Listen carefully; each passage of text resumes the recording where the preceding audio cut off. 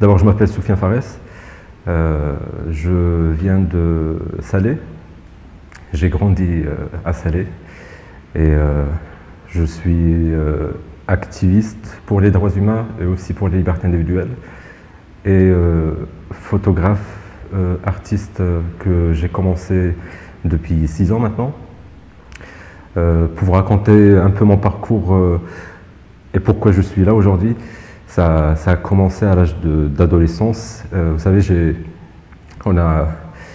le contexte marocain est tellement riche de variétés, de différentes perspectives qui touchent à tout. Il y a souvent la base de la religion qui impacte la vie sociale. C'est comme ça que moi je l'ai vécu. Et d'où vient mon activisme? Peut-être c'est une anecdote de parler d'oppression, de parler de privilège et de parler d'assignation. J'avais à l'époque les cheveux longs, ça serait bien de commencer par une histoire drôle. J'avais les cheveux longs à l'époque et c'était la première bataille que j'ai menée à la maison, on va dire. C'est de dire non. Quoique à cet âge, je n'étais pas tout à fait conscient de tout ce qui va avec cette symbolique de liberté, de faire ce qu'on veut avec son corps. Moi, c'était naturellement de dire non, j'ai envie de garder mes cheveux longs, j'ai envie de faire ce que je veux avec mon corps, il m'appartient. Et c'était pas évident avec la famille, c'était pas évident avec les voisins, c'était pas évident avec l'école et ainsi de suite. Donc c'est à partir de là où j'ai commencé vraiment à comprendre et faire plus attention à l'impact sociétal sur les choix des individus. Puis c'est parti vers la religion, tout simplement parce que j'ai grandi dans une famille traditionnelle, une éducation musulmane traditionnelle, et il y a eu plusieurs moments où il y a eu des petites réflexions qu'on ne partageait pas. C'est quelque chose qu'on ne nous a pas appris ici au Maroc, c'est le fait d'avoir un esprit critique et d'en parler, publiquement surtout. C'est arrivé plus tard, mais à cet âge-là, on n'est pas encore bien riche d'expérience et de compréhension du sujet. On absorbe, mais déjà à cet âge-là, j'avais toujours cet œil critique vers le sujet de la religion, vers les libertés, vers certaines pratiques que je voyais dans la vie marocaine et dans l'espace public surtout. C'est quelque chose qui m'intéressait. En même temps, je n'arrivais pas trop à en parler. Heureusement, avec l'Internet et avec des voyages, des rencontres qui m'ont permis à ouvrir les yeux, et avec le temps, il y a la lecture, on commence à être intéressé par certains sujets, on fait des recherches et on commence à prendre des distances justement par rapport à la religion, et jusqu'à ce que j'ai commencé à m'activer dans le champ associatif à Salé. C'était une grande opportunité pour moi pour échanger avec d'autres personnes de mon âge ou plus sur certains sujets. Donc il y avait des rencontres, des échanges. C'était une première activité qui a pris lieu à Salé, même s'il ne se passe pas grand-chose à Salé, plus à Rabat, il y a une différence entre les deux villes. Et j'ai pu échanger avec beaucoup de gens et j'ai pu comprendre certaines valeurs que moi je considérais un peu étranges pour moi, et j'essayais de comprendre et de les contextualiser avec ma vie au Maroc, et ça m'a beaucoup permis ouvrir mes horizons et ouvrir mon œil sur plein de sujets qui sont très fondamentaux pour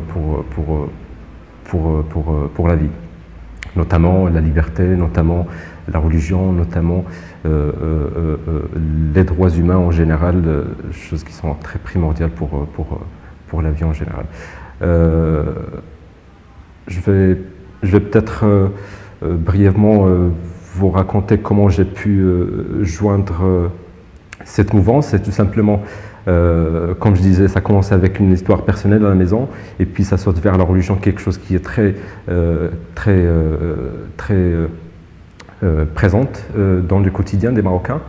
Je me rappelle encore quand j'étais à l'école primaire, par exemple, il y avait le cours de l'éducation islamique, on séparait les jeunes, on séparait les filles et les garçons. Et déjà à cet âge-là, c'était choquant, c'était un peu traumatisant, donc ça m'a beaucoup marqué le fait de séparer, et c'est à partir de là, je pense, qu'on commence à donner cette piqûre aux jeunes, de faire cette discrimination, et encore plus, moi j'ai 2 sœurs, donc j'ai vécu avec 2 sœurs où j'ai constaté certaines discriminations, où comme moi j'avais plus de liberté de sortir dehors, où mes sœurs ils n'en avaient pas. Le fait d'avoir un copain ou une copine, chose que mes sœurs n'ont pas connue. Et c'est à partir de là où j'ai appris cette discrimination qui existait d'abord au sein de la famille, et après on la voit dans l'école, qui est une autre école plus que celle de la famille, et puis dans la rue. Et à cet âge, je pense qu'on est encore vierge quelque part, on fait que absorber, et donc il se peut, soit on cède, soit on résiste, ou on fait face à cette chose. Je me rappelle encore quand j'ai commencé à m'activer dans le champ associatif. Ce qui était intéressant, c'est que j'ai rencontré des gens qui venaient de différentes perspectives. La plupart, c'était des activistes ou alors des étudiants dans des facultés, soit à Salé, soit à Rabat, ou des jeunes avocats. Donc il y avait déjà une certaine liberté de parole qu'ils offraient aux jeunes. Et moi, je me trouvais là-dedans. De un, apprendre.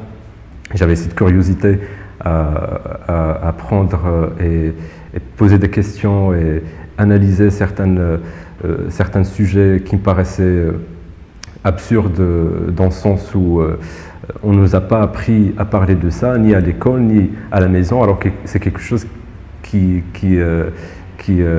contrôle notre vie, qui contrôlait ma vie. Et je pense que c'est à travers ce genre de rencontres que j'ai pu, à la fin, d'abord faire face à la société et dire ce que j'ai envie de dire avec liberté, et d'assumer mes choix, notamment avec la religion.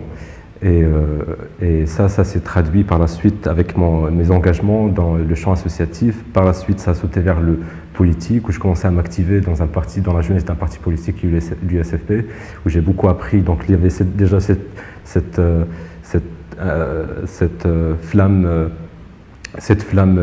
qu'on essayait de porter pour un éventuel changement au sein d'un parti, parce qu'on pensait que à travers les partis politiques, les choses ils peuvent changer, mais après 3-4 ans, on a compris que non, en fait, le changement ne viendra pas avec les partis politiques, malheureusement, parce que c'est l'impression que soit il faut encore céder et faire comme soit s'aligner, ou alors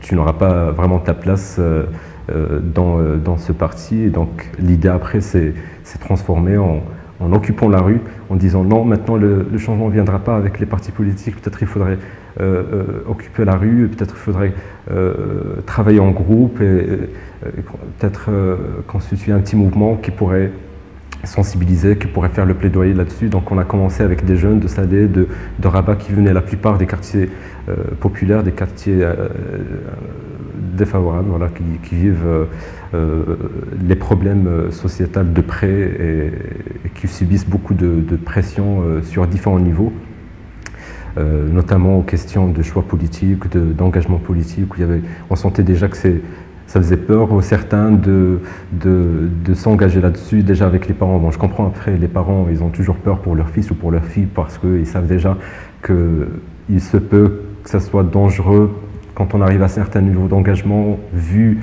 le vécu qu'ils ont vécu à l'époque du régime de Hassan II, par exemple, dans les années de plan ou après les années 80 et les années 90. Mais je pense que les choses ont un peu changé. Ce qui est positif, ce qui est bien, c'est que il y a eu une petite mouvance qui a commencé depuis les années 2000 et après il y a eu un cumul qui a fait que peut-être notre génération, enfin ma génération, est tombée au bon moment pour à la fois apprendre ce qui s'est passé au Maroc et à la fois de le prendre et de l'accumuler pour un éventuel changement qui est toujours en cours jusqu'à maintenant. Je reste encore dans l'abstrait, je vais essayer de donner plus d'exemples concrets. Là, je parlais de comment j'ai pu m'engager dans le champ associatif et puis j'ai sauté vers le politique. Mais après, j'ai compris que je disais que le changement peut-être ne viendra pas avec ce genre d'institutions parce qu'ils sont bien contrôlés par le système. Et moi, j'essayais à la fois de rester pied sur terre et d'essayer de faire des actions plus concrètes qui pourraient ouvrir des questions tabous. Donc je m'intéresse beaucoup aux tabous parce que j'ai vécu à Salé où il y a une ville qui est un peu mystérieuse, mais de toute façon ça représente aussi la majorité des villes du Maroc qui vivent une oppression sociétale et qui vivent beaucoup de problèmes liés à la religion, liés aux situations socio-économiques surtout, et ce qui dégénère par la suite des cas qu'on entend tous les jours, des scandales qu'après il faut vraiment les décortiquer et voir c'est quoi à la base. Il y a l'éducation, il y a l'éducation qui a avorté l'action, mais la chose a été faite, le fait d'aller faire ça et d'en parler et d'essayer de faire une action symbolique là-dessus, c'était déjà réussi pour lancer le débat. Donc c'est à partir de là où je pense qu'on a commencé réellement à parler de ce tabou qui est la liberté de religion, de culte, et aussi de ce genre de loi liberticide qui existe dans la loi et qui reste tabou et personne n'en parle ni dans le Parlement ni dans les partis politiques. Enfin, c'est des choses qui sont un peu intouchables. Pour certains, c'est des positions un peu suicides pour eux, pour leur position politique. Et moi, je pense que c'était très important de faire ce genre d'action. J'ai supporté, je me rappelle encore le tel quel qui était sorti pour tel quel ce magazine politique marocain qui a parlé de cette action. La première couverture de ce tel quel, il y avait marqué 10 flics 100 flics contre 10 sandwichs. Donc c'était juste drôle de voir parce que ça représentait vraiment la réalité de la situation au Maroc, chose qui est arrivée pour la première fois dans un pays arabe, dans la région MENA ou dans tous les pays arabes où il y a des Marocains, voilà, qui sont sortis pour dénoncer, pour parler de ça et prendre des sandwichs à dire allez, on va faire une petite action symbolique pour dénoncer ça. C'était juste la symbolique de la chose pour ouvrir les débats. C'est vrai qu'après il y a eu beaucoup de médias, pas qu'aux Marocains mais aussi internationaux, qui ont beaucoup parlé de cette action. C'est à partir de là on a vraiment commencé à plus parler de la liberté de culte, de la laïcité, surtout parce qu'il y a des gens qui ont commencé à critiquer là-dessus ou dire non, c'est des gens qui sont plus influencés par le système français ou c'est des gens qui sont payés, etc. Mais non, on est des Marocains. Moi, je suis Marocain, je suis né ici. Enfin, j'aime pas très dire que je suis Marocain parce que je me considère plutôt un citoyen du monde. Je sais pas trop les nationalités, je suis pas trop patriotique ou nationaliste, mais j'aime juste dire que voilà, tant que je suis né ici et j'appartiens à cette espace là où je suis, je continue ma lutte pour les libertés et c'est pas dépendamment au territoire où je suis. Après, il y a eu d'autres actions similaires où souvent c'est un peu pour secouer la société. Vous savez, la société est comme une cocotte et à un moment donné il faut la secouer sinon il va péter. Donc je pense que ce genre d'action est nécessaire et ça montre le besoin énorme qui existe dans notre société, c'est l'espace de dialogue, c'est d'offrir un espace de discussion, chose qui n'existe pas malheureusement parce que le fait d'en parler, on est souvent face à des oppressions et des intimidations, que ce soit des autorités ou que ce soit de la population, ou après ça se transforme à des intimidations physiques ou morales. On a aussi fait des actions sur les droits de LGBT, chose qui est considérée comme un des grands tabous au Maroc. C'est une des lignes rouges quand on parle des droits LGBT, quand on parle du ramadan, quand on parle de l'avortement, quand on parle après des choses encore plus sérieuses, ce qu'il s'agit de ce qui est militaire ou de la monarchie ou autre. Nous, on était plus concentrés sur des choses qui sont fondamentales. On parle juste des libertés individuelles, mais c'était déjà très compliqué à en parler et juste à en discuter avec des gens qui sont aussi actifs dans le champ associatif et politique, mais qui n'en comprenaient pas la question, ou alors ils ne prenaient pas trop la chose au sérieux en disant bon, c'est pas une priorité, on pourrait peut-être parler de la corruption, on pourrait peut-être parler de la justice sociale. Alors ils ne mettent pas un peu le lien entre la justice sociale, entre les libertés, ou alors entre les droits humains en général et les libertés individuelles spécifiquement. Donc il y a encore, je pense jusqu'à aujourd'hui, il y a encore ce débat qui se tient de plus en plus sur la priorité des combats, on va dire. Et cela ne m'a pas empêché non plus à continuer à faire en sorte de donner plus de parole et à ouvrir certaines questions sur des tabous tels que le ramadan ou tels que les libertés individuelles, ou surtout encore plus la liberté sexuelle qui est quelque chose de très important mais qu'on n'a pas vécu ou qu'on n'a pas eu ici au Maroc, ni dans le système éducatif marocain, ou alors plus au sein de la famille. Ça reste encore très tabou. Cela dit, il y a aussi des familles marocaines où ils parlent de ça, où ils éduquent leurs enfants sur une éducation sexuelle, et ce qui est très bien, mais sauf que, chose que moi je n'ai pas eu, j'ai essayé d'apprendre à travers Internet ou à travers mes rencontres, mes voyages ou mes expériences personnelles.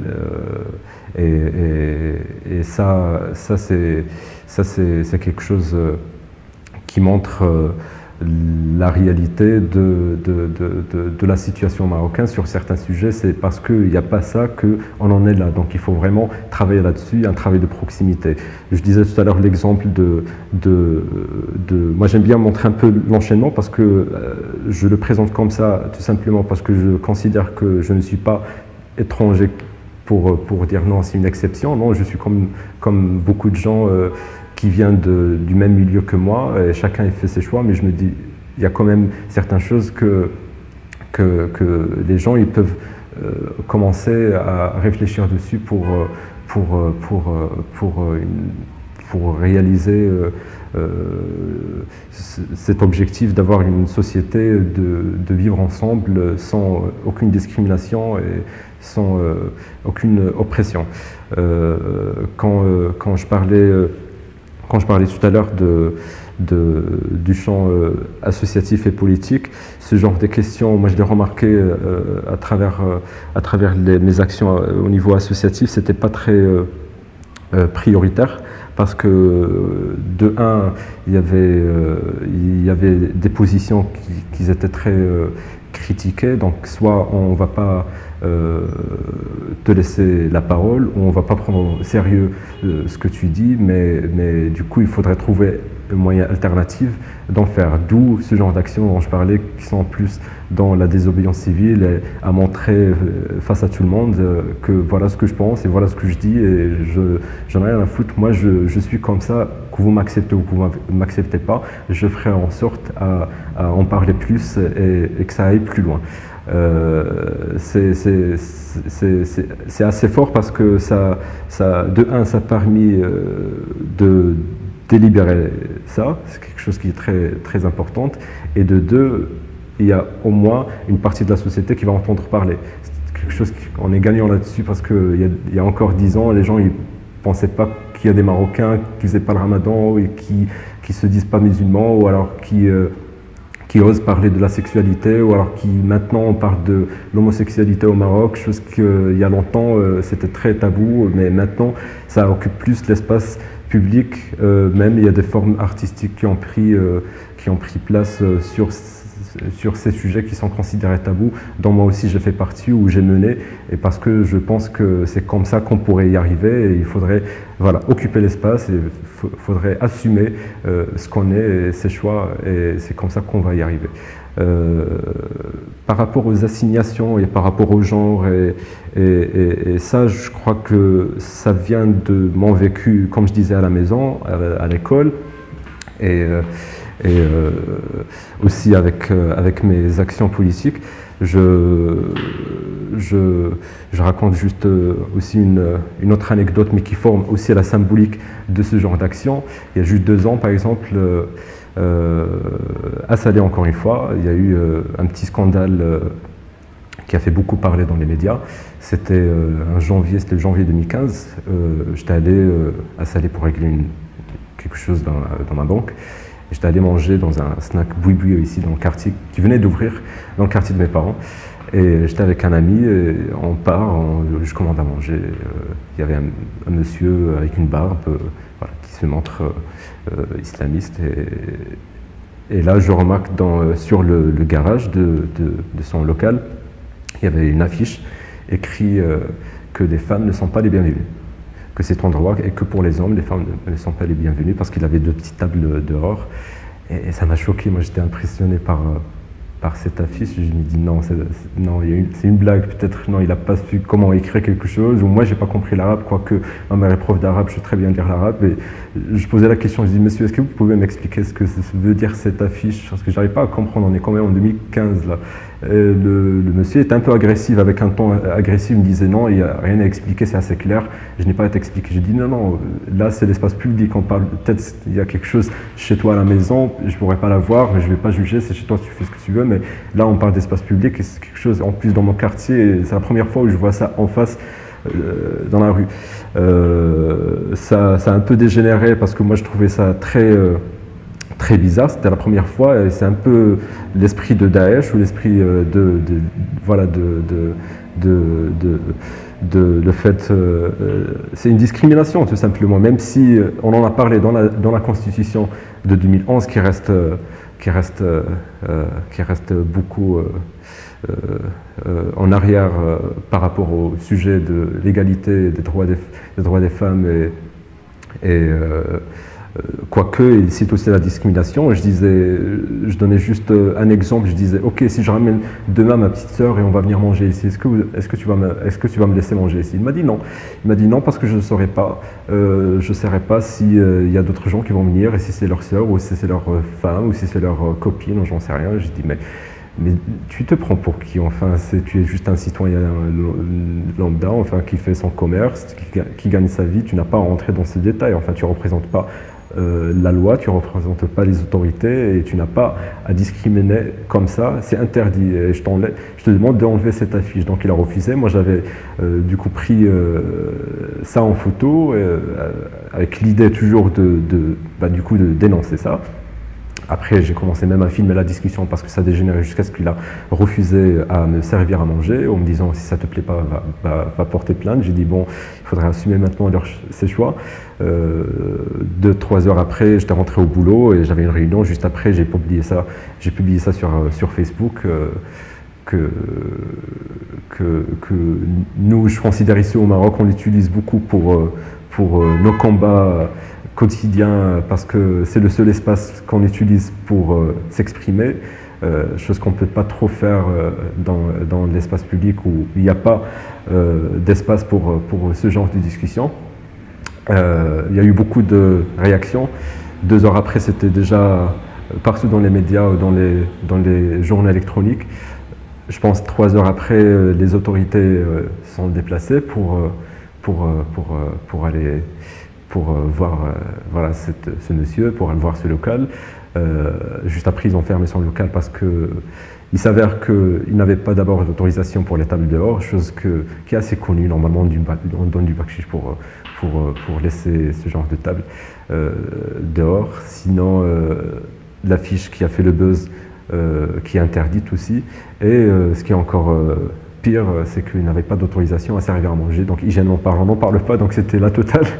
Et parce qu'après, il y a la CNN, il y a la BBC qui sont déplacés pour faire des interviews ou pour faire un reportage là-dessus.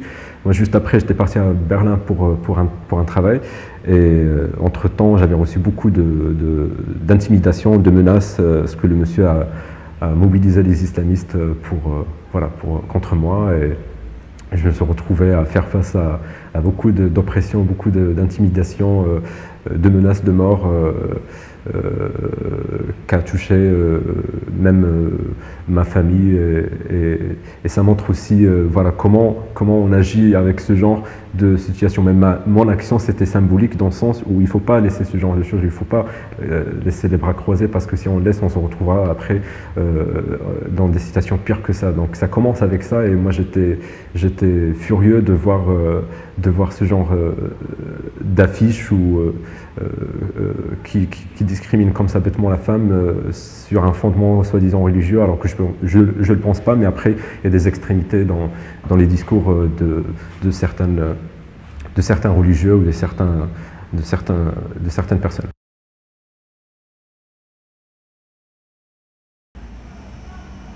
Alors, je vis pour l'instant à Rabat depuis quelques années. Mais après, je suis toujours entre Rabat et Salé et aussi d'autres villes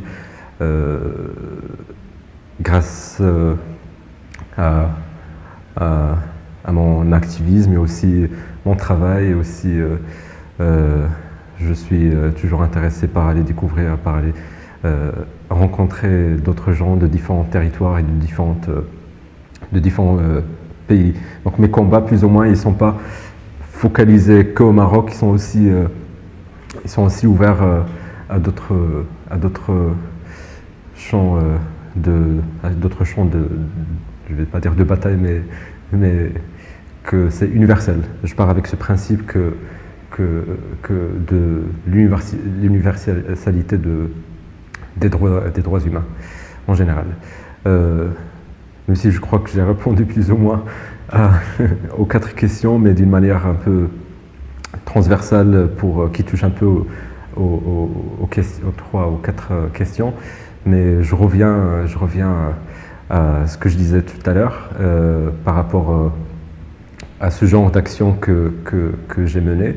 Et c'est tout un enchaînement qui est intéressant, à la fois de voir le fil conducteur entre là où j'ai grandi, qui est à Salé, dans des quartiers populaires, parce qu'on a pas mal changé avec notre famille de quartier. Ce qui était bien, ce qui était enrichissant pour moi, d'habiter dans un quartier hyper populaire à la Médina, à Salé, après sauter vers un quartier qui considérait plus ou moins aisé par rapport aux autres.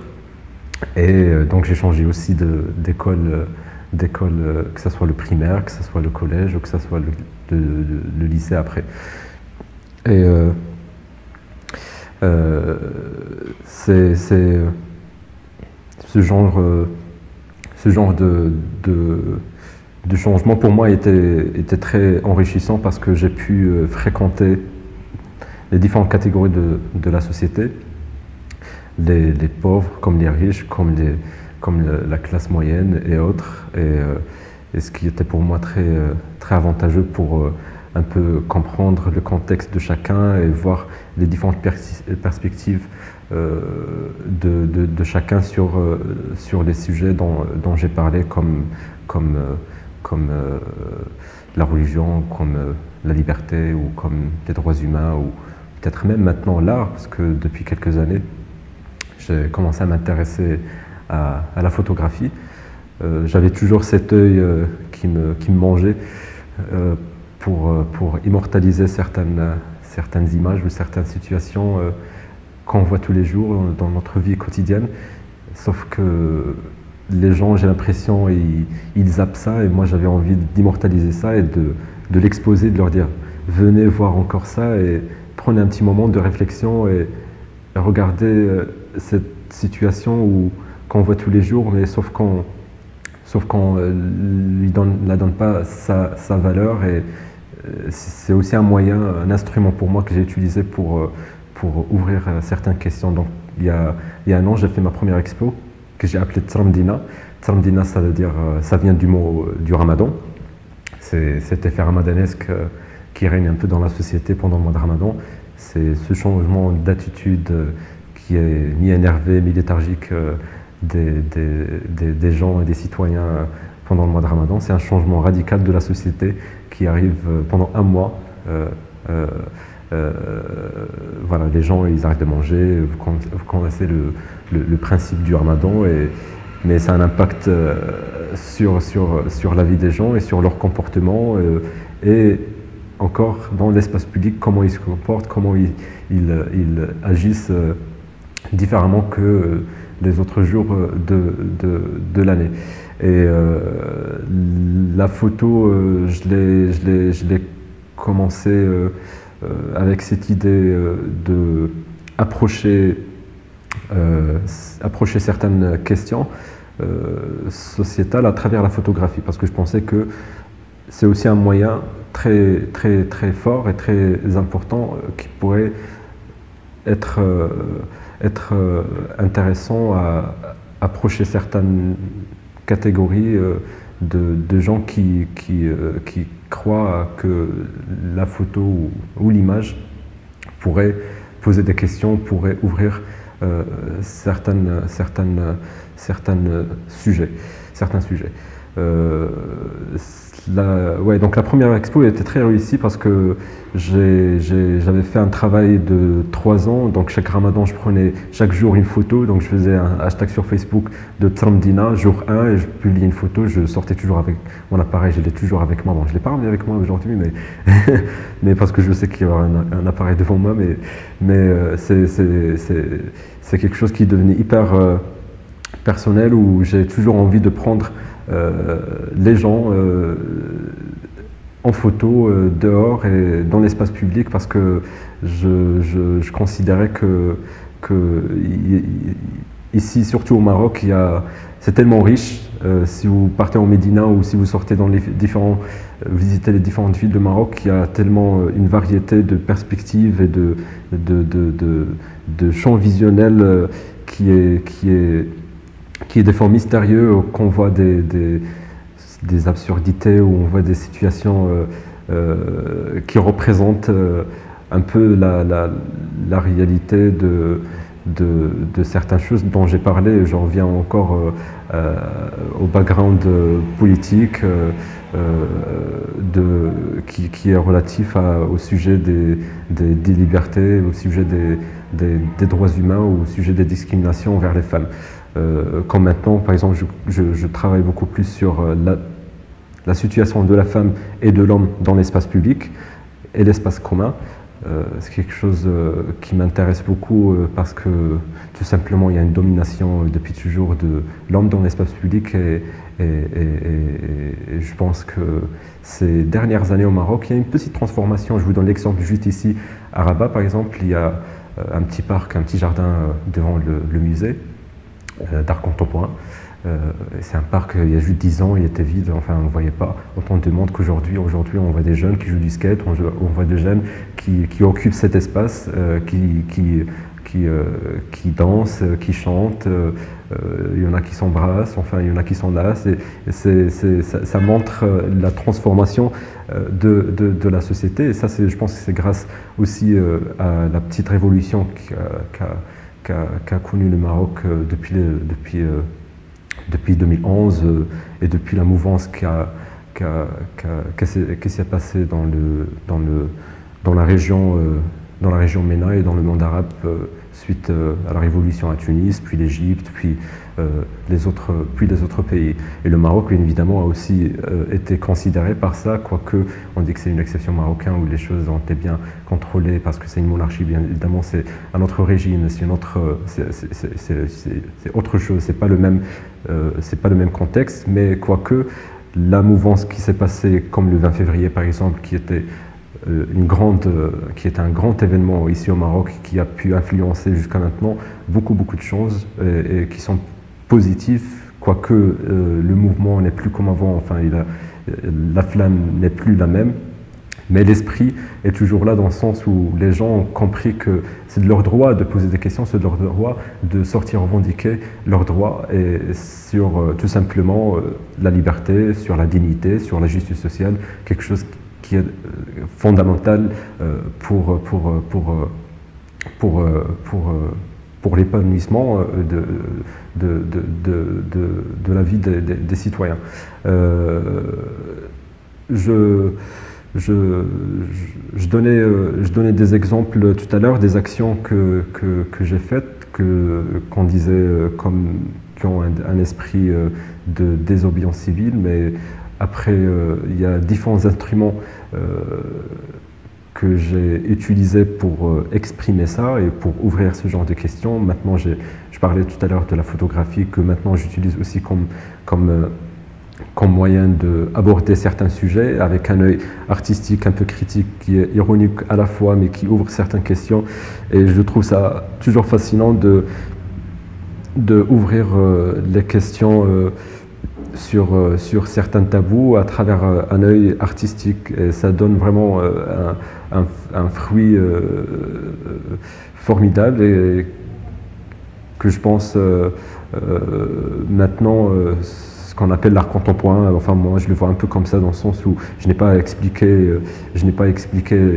en détail ce que ma photo veut dire, mais tout simplement les gens ils vont se poser des questions et ils vont comprendre que ah tiens, ça j'ai déjà vu, je me reconnais là-dedans. La première photo qui avait fait un peu le buzz dans cette expo, c'était la photo un chauffeur de taxi. Je prenais ce taxi un Ramadan 2016, j'étais à Casablanca pour aller faire quelque chose à l'Institut français, et je prenais un taxi pour aller chez des amis pour déjeuner, et le chauffeur était tellement agressif, il insultait une femme parce qu'elle était mal habillée, et c'était à cet instant où il levait sa main comme ça pour insulter, que moi j'étais derrière, j'ai pris la photo parce que pour moi c'était la photo qu'il faut prendre qui immortalise, qui symbolise ce moment d'énervement, ce moment qu'on appelle Tramdina au Maroc. C'est un peu dans le dialecte marocain qu'on utilise souvent ce terme pendant le Ramadan, Tramdina. C'est les gens vraiment qui sont énervés et qui pètent un peu les plombs en plein Ramadan parce que soit ils fument pas, parce que ils ont faim,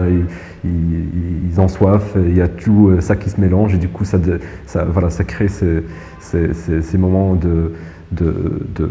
d'énervement. Et je donnerais peut-être une autre action. Là, ça va aussi dans la discrimination, pour rejoindre l'exemple que j'ai donné tout à l'heure de la discrimination contre la femme, d'où l'histoire du snack de Salé. C'est aussi arrivé pendant le Ramadan, c'était il y a juste 2 ans, où je reçois un appel d'un étudiant qui a eu une histoire dans le tramway de Rabat. Donc il était avec sa copine marocaine, et il s'est fait verbaliser par le contrôleur du tram. Donc moi j'arrivais pas à comprendre qu'est-ce qui se passe, comment ça contrôler, verbaliser, enfin pourquoi, etc. Donc je posais plein de questions jusqu'à ce qu'il m'a envoyé le procès verbal où il disait que c'est attentat à la pudeur. Parce qu'il la tenait par la main, il l'a enlacée dans le tram, et le contrôleur s'est permis de le verbaliser là-dessus. Il a intimidé la fille sur la situation, pourquoi il le tenait par la main, tu es musulmane, tu es marocaine, lui est noir, il est congolais, on est le Ramadan, etc. Donc il y avait à la fois une discrimination entre la femme et à la fois comme police de mœurs. On pourrait même penser ça comme police de mœurs. Ça existe dans des pays comme l'Arabie Saoudite et d'autres, mais au Maroc en 2016, en Ramadan, dans un tramway, enfin même les règles intérieures de cette société, je les connais, enfin je les ai lues et je trouve pas qu'il y a quelque chose qui est cité ou qui dit que c'est interdit de se prendre par les mains ou de s'enlacer. Donc je trouvais ça scandaleux et j'ai dénoncé ça, donc à travers encore Facebook, j'avais dénoncé ça, j'avais partagé la photo de ce procès verbal et je crois encore une fois, comme ce qui est arrivé dans notre histoire, c'est que moi je profite de là-dessus parce que quand on est médiatisé, c'est important d'utiliser ça aussi pour dénoncer ce genre d'histoire et ce genre de scandale parce que c'est quelque chose qui arrive malheureusement tous les jours à beaucoup de gens, mais voilà, parce qu'ils ne sont pas médiatisés, parce qu'ils ne connaissent pas comment faire ou ne connaissent pas comment dénoncer ou aller revendiquer leurs droits ou aller dénoncer ou aller porter plainte, qu'ils laissent les choses faire et les choses ne changent pas et les choses ne se règlent pas. Donc moi j'essaie d'utiliser ça pour aider, pour soutenir, etc. Donc je l'avais dénoncé sur Facebook et 3 heures après c'était encore dans les médias. Juste après il y a la société de tramway qui a répondu par un communiqué officiel pour s'excuser, pour dire que qu'en quoi ils ont renvoyé le contrôleur et qu'il y aurait des sanctions, etc. Qui s'excusent, etc. Mais c'est juste dans la symbolique de la chose. J'essaie de donner l'exemple pour d'autres qu'ils doivent aussi prendre l'exemple de ce genre d'action et faire pareil. Parce que c'est quelque chose qui peut arriver à n'importe qui et il ne faut pas se laisser faire parce que je pense que si on n'arrive pas à faire face à ce genre de situation, on n'arrivera jamais à changer, on n'arrivera jamais à aller plus loin. Donc moi j'essaie juste avec mes petits moyens d'aider et de soutenir les gens et d'aller chercher le dialogue et d'aller chercher la discussion et d'engager les politiciens sur certains sujets. Bon, maintenant, à travers mon travail, je suis aussi toujours dans le même milieu, qui reste politique, associatif. Ça, c'est une passion qui, pour moi, c'est toujours bien de travailler, d'avoir un travail qui est aussi passionnant à la fois même au sein de mon travail, j'essaye toujours d'inclure dans mes projets, par exemple, la touche artistique, l'approche ou l'inclusion du genre dans les processus et l'implémentation des projets. Et ça ne donne que les gens sont un peu, au début, ils ne comprennent pas le contexte, ils ne comprennent pas pourquoi on va parler de l'art quand on parle politique ou pourquoi on va toujours essayer d'inclure cette approche gens qui n'arrivent toujours pas à comprendre ou alors il y a juste une compréhension dans le sens où d'accord on va juste ramener 10 femmes, il y aura 10 hommes et ça fait ça basta, c'est réglé, on pourrait remplir dans les fiches que c'est fait, on a respecté l'approche genre, mais non c'est pas ça, on essaie vraiment de travailler plus à proximité. Pourquoi j'utilise le mot à proximité, c'est parce que je reviens à l'enchaînement dont je parlais tout à l'heure, que j'ai commencé mes actions dans le champ associatif à Salé, et puis ici à Rabat et dans d'autres villes. Après, je commence à m'activer dans les partis politiques. Après, on a fondé des mouvements. Le premier mouvement, c'était Nouvel Horizon, c'est un mouvement des jeunes de Salé, de Rabat et de d'autres villes. On s'est retrouvés pour faire un peu la promotion de la démocratisation et des droits humains, parce qu'on pensait qu'il y a encore un besoin de discussion et de sensibilisation là-dessus, et d'essayer d'engager les jeunes dans la politique, parce que malheureusement il n'y a pas encore une éducation politique qui normalement est le devoir des partis politiques, parce qu'ils ont leur agenda à eux, etc. Et à travers ces actions, j'ai pu apprendre beaucoup de choses et de manières pour approcher, pour sensibiliser, pour faire le plaidoyer là-dessus.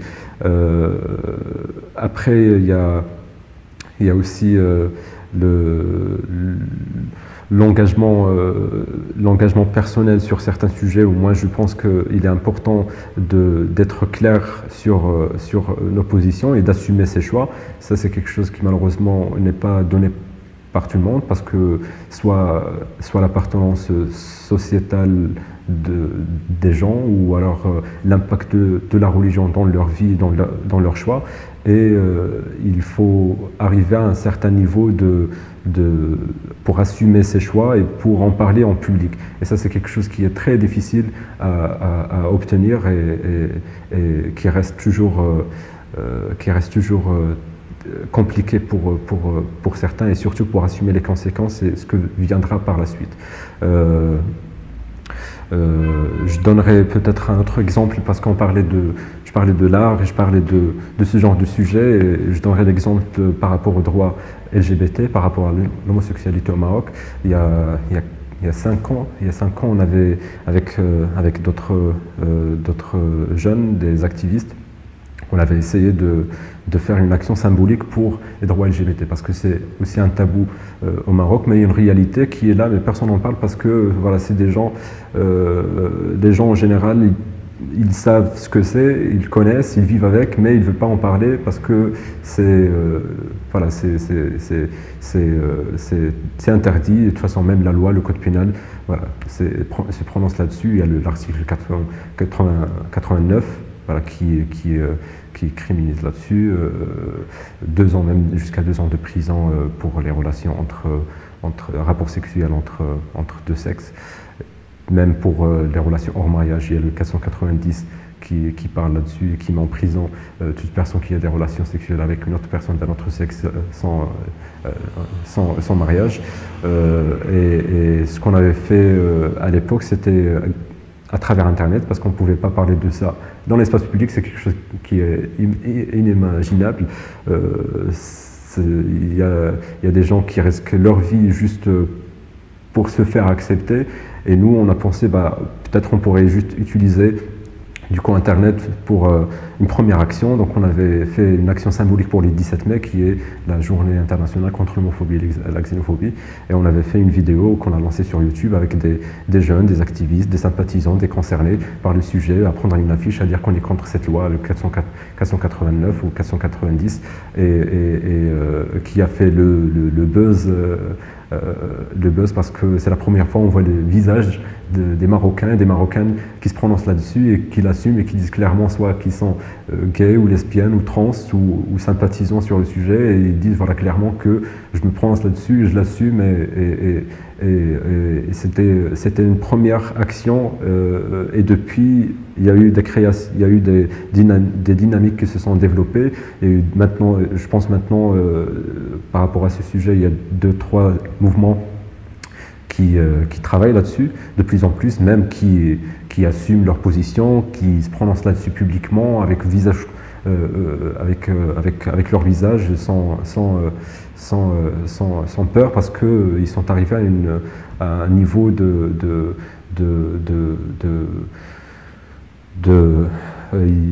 c'est pas évident, vous savez.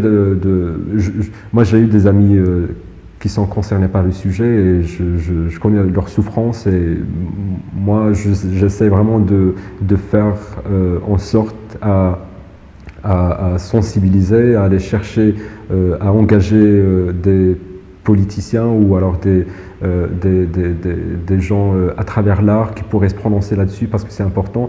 Et l'action d'après qui a pris place en réalité, pas à travers le monde virtuel, on pensait à faire une exposition de photographie. Donc on s'est pris en photo. Il y a un ami photographe de Marrakech qui était venu nous prendre en photo avec des amis, à se prendre dans des photos ici à Rabat devant des monuments historiques ou religieux, dans la symbolique, pour dire que voilà, on est au Maroc, il y a l'impact de la religion, et c'est aussi l'effet de la religion qui est derrière et qui est très pesant dans le sujet de l'homosexualité au Maroc. Et l'exposition, on l'a fait avec nos moyens, donc il n'y avait pas de soutien, parce qu'on a cherché, mais on n'a pas trouvé d'institution qui pourrait nous soutenir là-dessus. On laisse tomber les Marocains parce qu'ils ne vont jamais se prononcer là-dessus, ils ne vont jamais accueillir ce genre d'activité ou ce genre d'événement. On a approché les différentes ambassades, chaque ambassade de chaque pays a son approche, a sa sensibilité par rapport au sujet et sa relation avec le Maroc, donc il y a une autre histoire. Il n'y avait que les Néerlandais à l'époque qui nous avaient acceptés, qui nous ont offert un espace. On sont très activistes, les Néerlandais, je l'avoue, mais c'était quand même symbolique de leur part de nous aider là-dessus.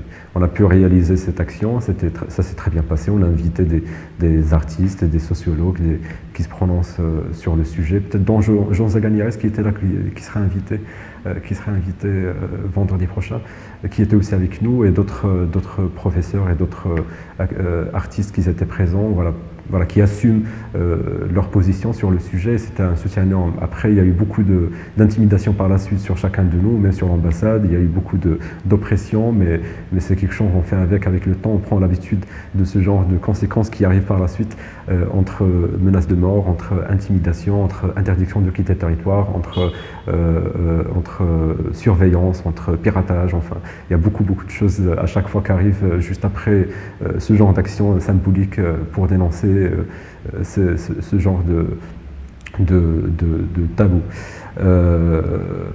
Voilà, c'était un petit exemple que je donnais. Alors il y en a d'autres, mais moi je pense à travers cette combinaison entre l'art et l'activisme. Enfin, moi, c'est ce que j'expérimente maintenant.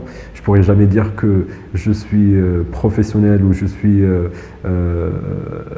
artiste là-dessus, activiste. Je me considère toujours juste un citoyen, voilà, qui se prononce sur certains sujets. Avec le temps, on est médiatisé. À chaque fois qu'on fait des actions, il y a toujours les médias qui parlent de ce genre d'action. Et j'en profite pour porter la voix aussi des gens qui souffrent de ce genre de discrimination et de ce genre d'homophobie. Et parce que je pense qu'il est important, et c'est un devoir pour moi, je pense que c'est un devoir de se prononcer là-dessus et d'essayer de soutenir les différentes catégories de la société.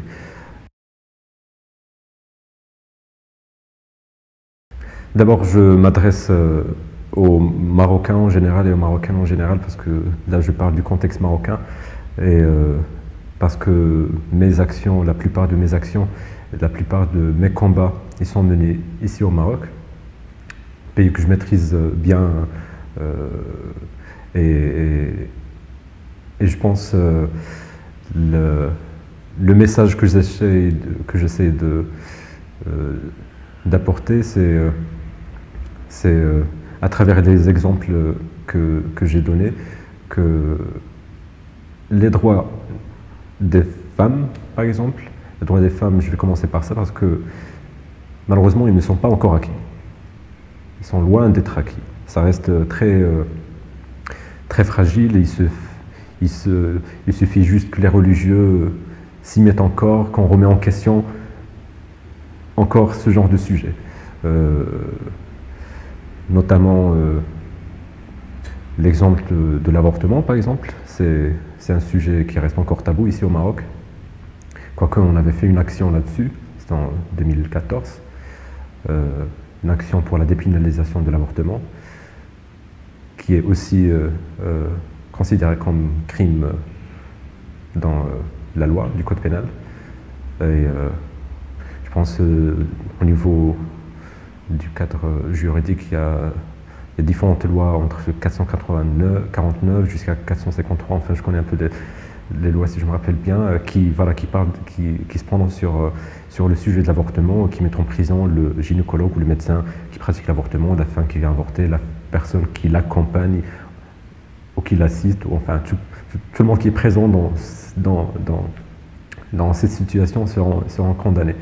Et pourquoi on a fait ça? Parce que tout simplement, c'est une vérité, on vit avec, on connaît, tout le monde a des histoires, on a eu, soit il connaît à travers les amis ou à travers la famille, et c'est une souffrance quotidienne, mais sauf que les politiciens ne se prononcent pas trop là-dessus, parce qu'ils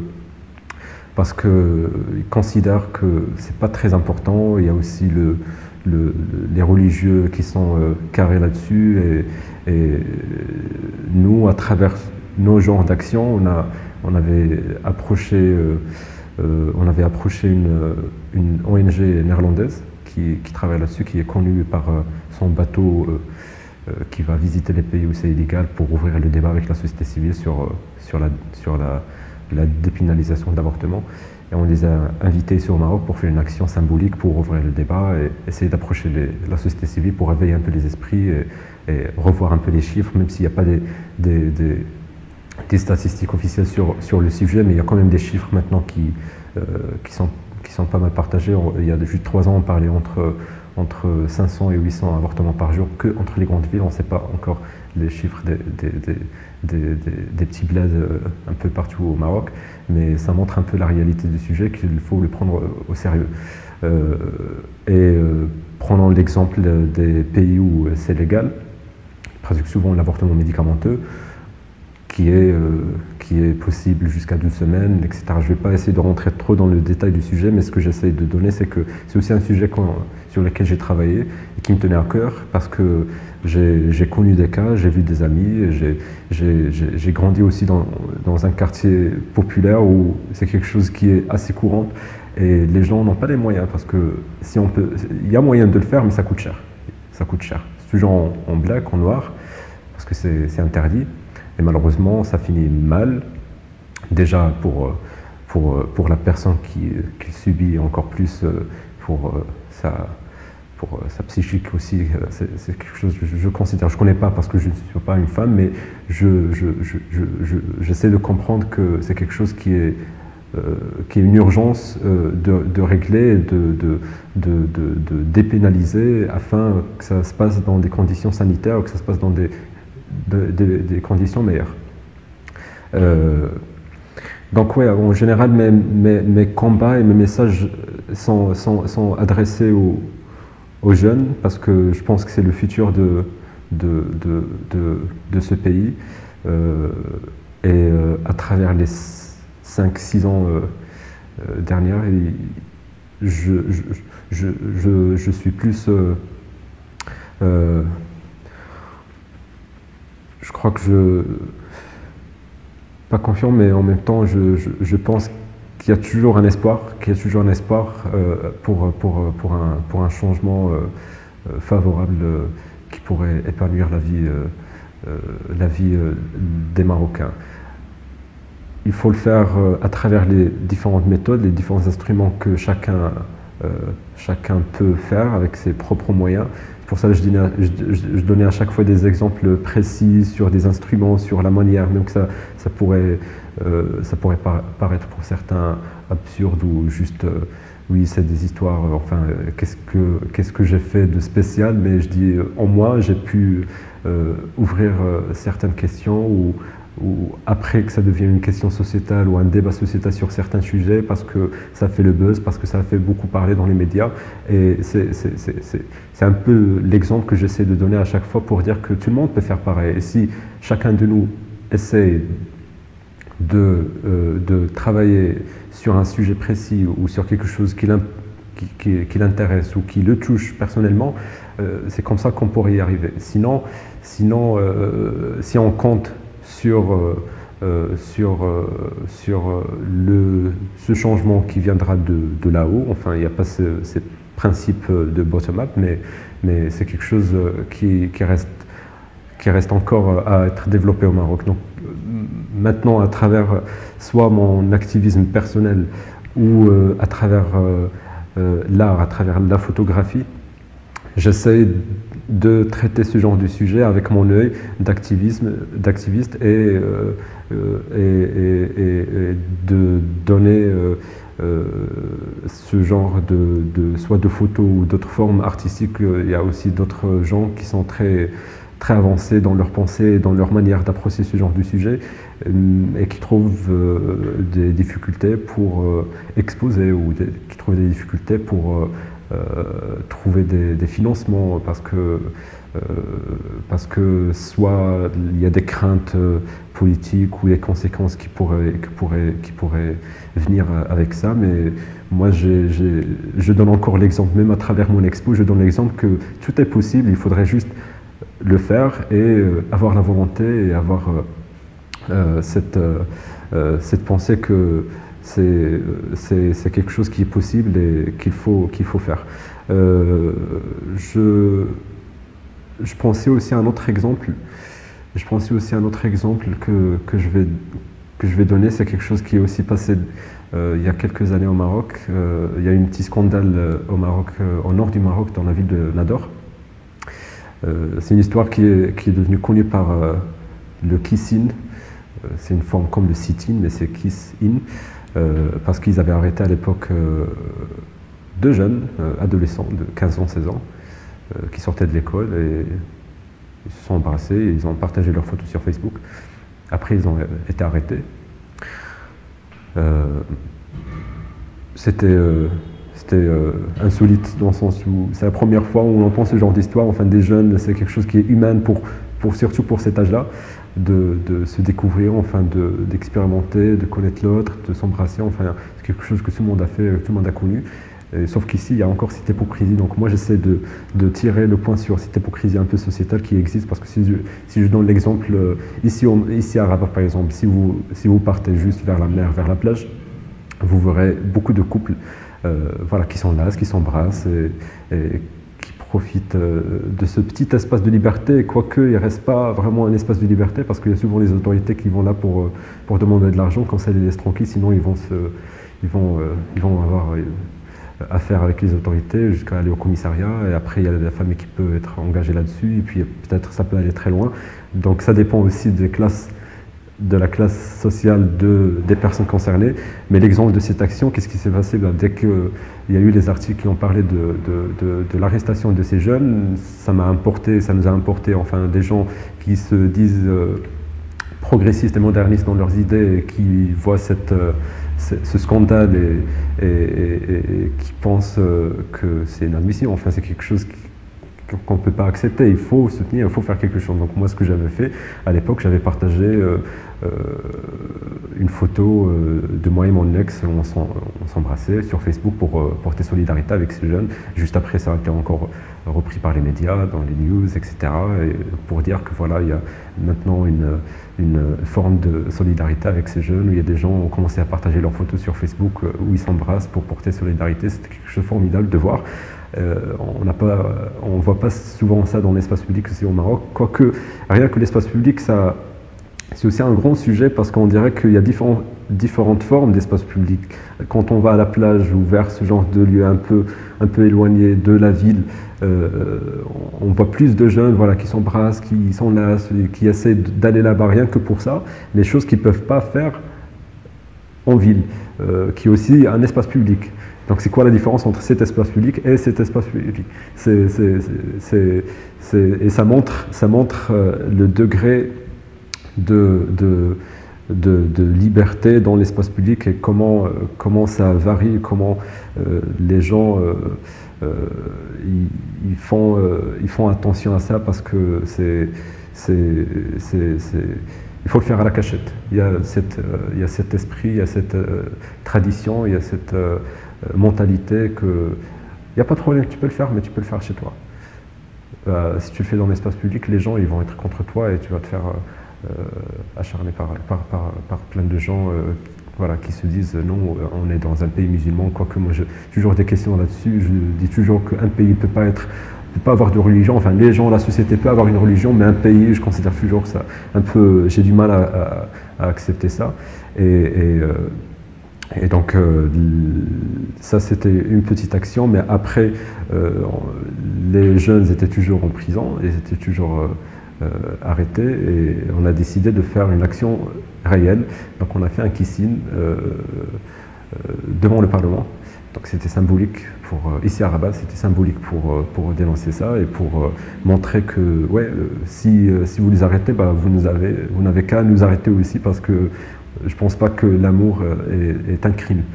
Et ça a été réussi, quoique il y ait des interactions hyper agressives avec des gens, des passants, des gens qui étaient venus pour casser l'action, mais c'était important de se prononcer là-dessus et de montrer qu'on existe et qu'on est marocain et on s'embrasse, on a des relations sexuelles et on l'assume, et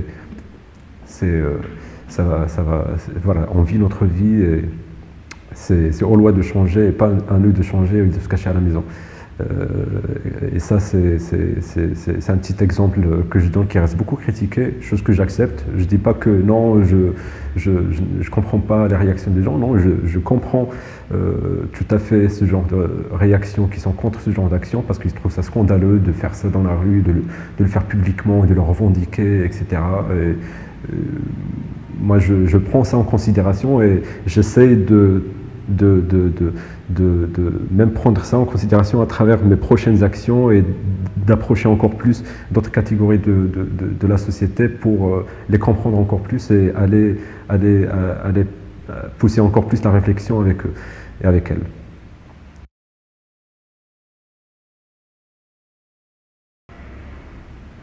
Ouais, je crois que j'ai déjà répondu à toutes ces questions. J'ai donné pas mal d'exemples un peu variés sur différents fronts, sur différents sujets, sur différents tabous, choses qui m'intéressent beaucoup à aborder dans mes manières de travail sur les sujets relatifs aux droits humains, relatifs aux libertés individuelles, relatifs aux droits des femmes. Et, maintenant, actuellement, je mets un focus sur la femme dans l'espace public. Je pense qu'il y a beaucoup de choses à dire là-dessus et je pense à travers l'art et à travers la photographie, on pourrait encore ouvrir le débat, même s'il est déjà ouvert, mais de mon angle de vue, j'ai l'impression qu'il y a certaines choses qui ne sont pas encore abordées. J'ai cité quelques exemples à travers les actions que j'ai déjà menées, mais c'est pour dire que moi j'essaie de faire ça à travers différents fronts, mais à travers différents instruments, au niveau personnel, mais aussi au niveau du travail, par exemple. Je travaille dans une fondation politique allemande qui s'appelle Heinrich Böll Stiftung, et c'est une fondation qui travaille dans la promotion de la démocratisation, des droits humains, dans l'écologie et le développement durable, et les droits des femmes. Enfin, il y a beaucoup de sujets sur lesquels on travaille